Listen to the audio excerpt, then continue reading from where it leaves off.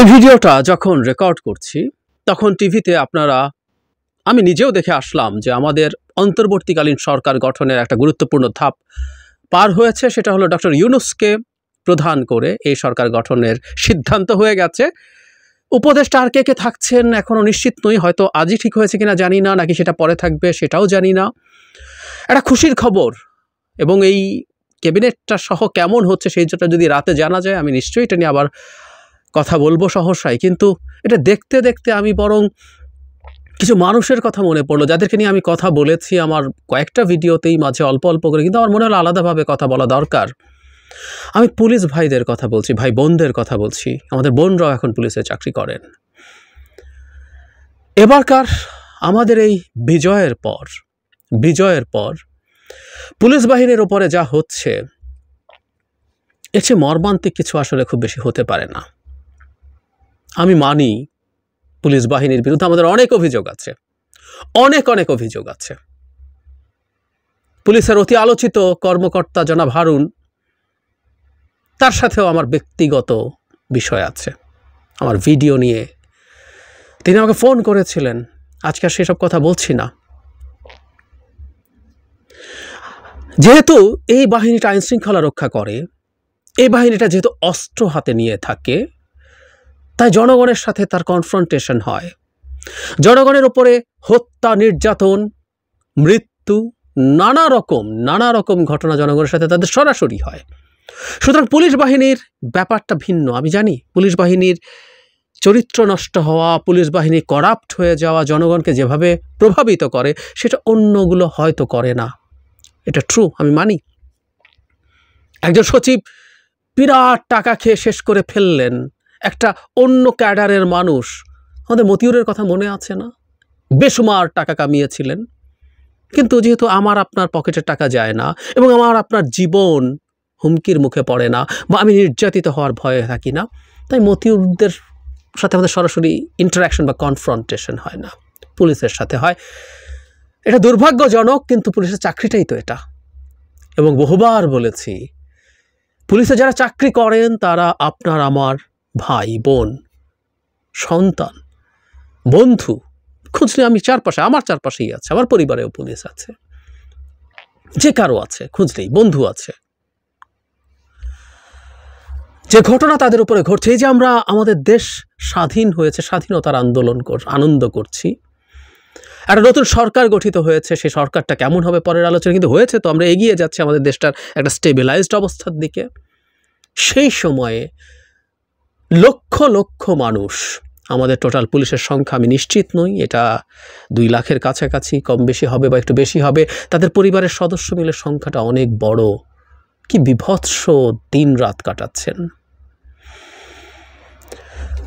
আমি সিরিয়াসলি জানি, আইন কানুন বুঝি, পুলিশকে দিয়ে কেউ যদি অন্যায় অবিচার করাতেও চায়, আইনের বাইরে কাজ করতে পুলিশ বাধ্য না। পুলিশ কিন্তু মিলিটারি না যে তাকে কমান্ড ফলো করতেই হবে, না হলে তার কোর্ট মার্শাল হয়ে যাবে। কিন্তু এটা বাংলাদেশ, আমরা জানি তো এই আদেশ পালন না করলে কি হতে পারে, খুব ভালোভাবে জানি।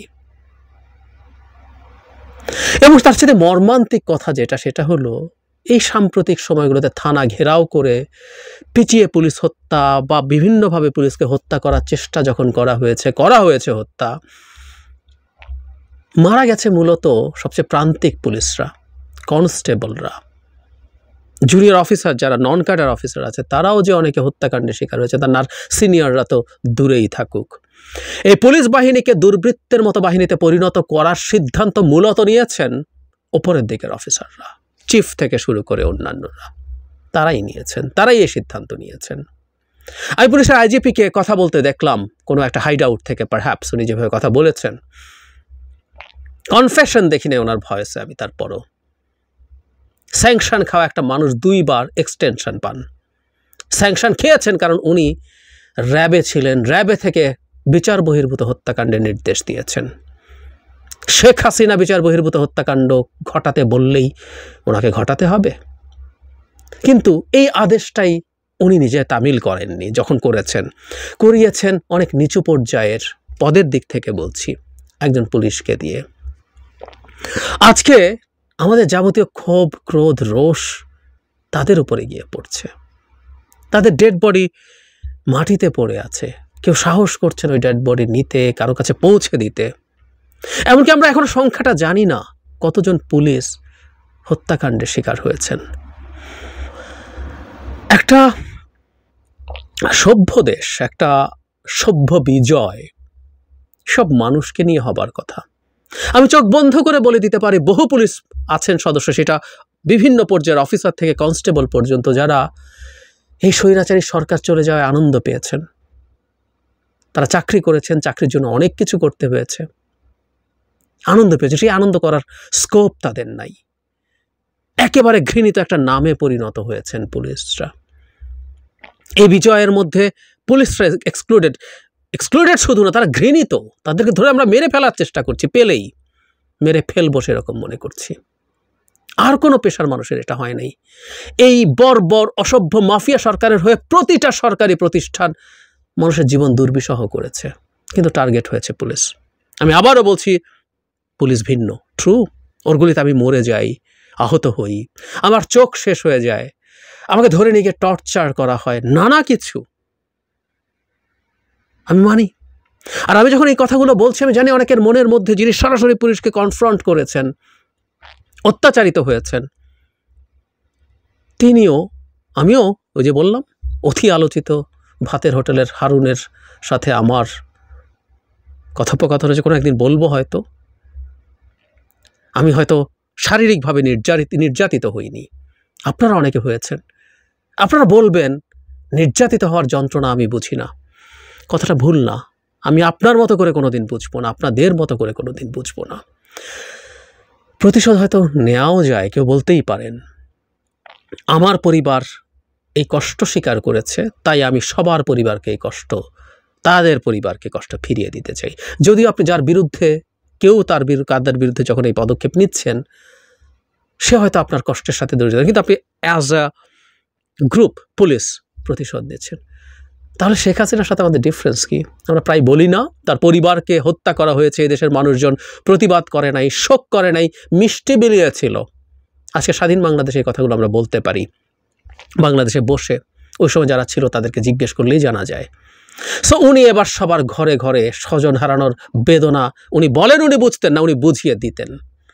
সো আমরা শেখ হাসিনা হয়ে উঠছি এক একজন পুলিশের ওপরে যখন পাল্টা এই কাজগুলো করি। শুধু পুলিশটা, আমি আওয়ামী লীগের কথাও বলেছি। আওয়ামী লীগের সাথে পুলিশের একটা ডিফারেন্সের জায়গা আছে। আওয়ামী লীগকে কেউ বাধ্য করে নাই, তার অর্ডার ছিল না, তার চাকরি ছিল না, কিন্তু পুলিশ একটা চাকরি করে। তো প্লিজ আমাকে ভুল বুঝবেন না, পুলিশ চাকরির জন্য সব করতে পারে, আমি সেটাকে লেজিটিমাইজ করছি না। যা যা ঘটার ঘটে গেছে, অনেক অন্যায় হয়েছে। একটা অসভ্য বর্বর দল ক্ষমতায় থাকলে, একটা মাফিয়া ক্ষমতায় থাকলে এগুলো হবার কথা। পাল্টা কেউ বলবেন সেটা যাওয়ার পরেও এগুলো হওয়ার কথা।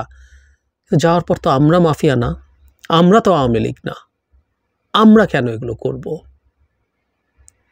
একটা পুলিশ বাহিনী ছাড়া দেশ চলতে পারে না, কোনোভাবেই পারে না। আজকে এই পুলিশ অন্য পুলিশ হলো, কোনো একদিন যদি একটা কল্যাণকামী সরকার না থাকে, সেই পুলিশ তো আমরা সব পুলিশ বাদ দিয়ে নতুন করে পুলিশ নেই। কিন্তু এই হাসিনার মতো একটা মাফিয়া সরকার যদি আবার আসে, ওই একইভাবে পুলিশ তৈরি হবে। দায়টা পুলিশের অতটা না, নিশ্চিতভাবে তাদের। আর যদি অনেক দায় থাকে, বহুবার বলেছি, যাদের যাদের অপরাধ আছে, শুধুমাত্র দুর্নীতির অপরাধের কথা বলছি না, যারা যারা অন্যায়ভাবে নির্যাতন করেছে। আমি বহুবার বলেছি, আমার মতো সম্ভবত হেফাজতে মৃত্যু এবং নির্যাতন নিবারণ আইন নিয়ে 2013 সালের কেউ এত কথা বলেনি, যেখানে সংজ্ঞায় বলা আছে শারীরিক নির্যাতন দূরে থাকুক, মানসিকভাবে নির্যাতন। আপনি কাউকে হুমকি দিতে পারবেন না। আমি জানি কারা কারা নিয়ম ভেঙেছে, কারা কারা আইন ভেঙেছে, কারা কারা মানুষকে টর্চার করেছে। আমি বিশ্বাস করতে চাই স্বাধীন বাংলাদেশে সেগুলোর বিচার হবে। আমরা বিচার করতে চাই, আমরা ইনসাফ নিশ্চিত করতে চাই। আমরা হাসিনার মতো বর্বর হতে পারি না। প্লিজ, আপনাদের অনেকে ভালো লাগছে না, ভালো লাগবে না। আমি কখনো আসলে ভালো লাগছে না ভালো লাগবে এভাবে ভেবে কথা বলি নাই। আমাকে ভুল বুঝেছেনও আপনারা, but I took the risk.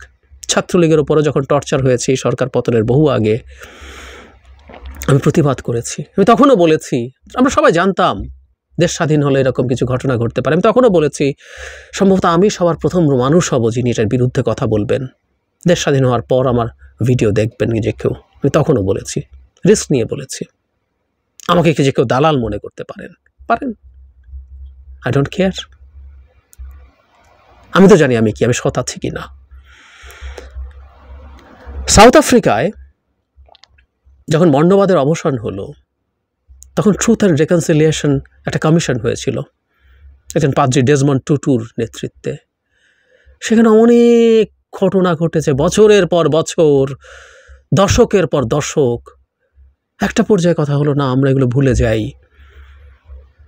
আমাদের ভাইরা আমাদের উপর অত্যাচার করেছে, আমাদের পুলিশ ভাই বোনরা, সেটা অর্ডার দিয়ে হোক, অর্ডার শুনে হোক, যাই হোক করেছে। আমাদের একটা রেকনসিলিয়েশন দরকার। আমি খুব খুশি হতাম আমাদের স্বাধীন বাংলাদেশে আমরা পুলিশের ওপর থেকে যদি আমাদের ক্ষোভগুলো তুলে নিতাম, তাদেরকে আমাদের এই আনন্দের সাথে যুক্ত করতাম। আমি বিশ্বাস করি প্রায় সব পুলিশ সদস্য, সিনিয়র থেকে জুনিয়র পর্যন্ত, দেশ স্বাধীন হওয়ায় খুশি হয়েছেন। আমি সত্যি বিশ্বাস করি। আর একটা কথা খুব জরুরি, প্রতিহিংসা বা হিংসা পাল্টা হিংসার জন্ম দেয়। পুলিশের ওপরে আমাদের হিংসা তৈরি হয়েছে, আমরা প্রতিহিংসা দেখিয়েছি, ওটা তাদের মধ্যে আবার হিংসা তৈরি করছে। কোনো একদিন সুযোগ আসলে পুলিশও সেই প্রতিহিংসা ফিরিয়ে দেওয়ার চেষ্টা করতে পারে। এই চক্র কি চলতে থাকবে? পুলিশ প্রতিহিংসা দেবে, আমরা আবার হিংসা তৈরি হবে, আবার আমরা প্রতিহিংসা দেব। বিভৎস একটা ফেটাল চক্র। আমরা এই চক্রটা যেন ঢুকে না পড়ি। অত্যন্ত জরুরি একটা সার্ভিস এই বাহিনীর অনেক রকম বঞ্চনা নির্যাতনের ইতিহাস আছে। আমরা হাসিনার বাংলাদেশে এই আলাপগুলো করি নাই। আমরা খুঁজলে দেখব তাদের ছুটি পায় না, ছুটি না পেয়ে সুইসাইড করেছে, এরকম গল্প আমরা প্রচুর দেখি। ডিউটির কোনো সীমা নাই, থাকার জায়গার ঠিক নাই, কি পরিমাণ স্ট্রেসড মানুষেরা, এই আলাপগুলো করতে পারি নাই। একটা গণতান্ত্রিক বাংলাদেশে এই আলাপগুলো আমরা কোনোদিন করব, নিশ্চয়ই করব। আরেকটা জরুরি আলাপ, সেই প্রাচীন সেই পুলিশ আইন বাদ দিয়ে একটা আধুনিক পুলিশের আইন হওয়া। আমি পুলিশের আইন হওয়া নিয়ে আলাদাভাবে কথা বলবো, তাই আজকে আর এটা শুরুতে বলিনি। সেগুলো করা অনেক দায়িত্ব আছে। এনাদেরকে স্ট্রেসড করে ফেলে লাভ হবে না, এদের মধ্যে হিংসা প্রতিহিংসা তৈরি করে লাভ হবে না। আখেরে এনাদের হাতে অস্ত্র আছে। বহু থানায় যখন হামলা করতে গেছে, প্রায় কমান্ডের বা প্রায় নিয়ন্ত্রণের বাইরে পুলিশ ইনডিসক্রিমিনেটলি গুলি করে মানুষ মেরেছেন। আবার তারা ক্ষুব্ধ হয়ে গিয়ে পুলিশ মেরে ফেলেছেন। এই বিভৎসতা নিতে পারি না, নেওয়া উচিত না। আমরা বিজয় অর্জন করেছি, আমাদের পুলিশ ভাই বোনদের প্রতি আমরা যেন কম্প্যাশনেট হই। প্লিজ, এরা এই দেশের সন্তান।